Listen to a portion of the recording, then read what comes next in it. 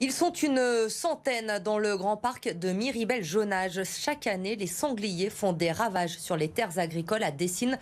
Un maraîcher voit ses récoltes détruites depuis plusieurs jours par des sangliers qui labourent sa terre à la recherche de vers pour manger. Arthur Blé.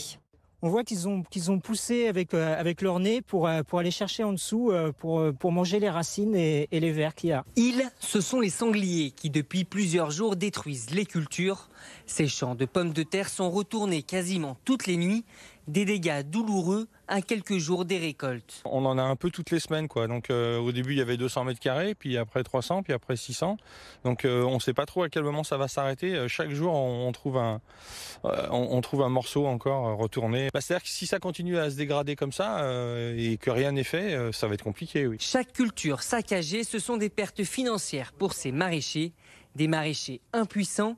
Face aux sangliers, ils peuvent s'équiper de barrières de protection. Mais pour Christophe, chef de culture, la solution, c'est une régulation accrue de l'espèce par la chasse. C'est pas assez ciblé et c'est pas assez régulier en fait. Parce que comme le parc est grand, la pression de chasse, si elle se fait à un endroit, les sangliers se déplacent et vont dans un endroit plus tranquille.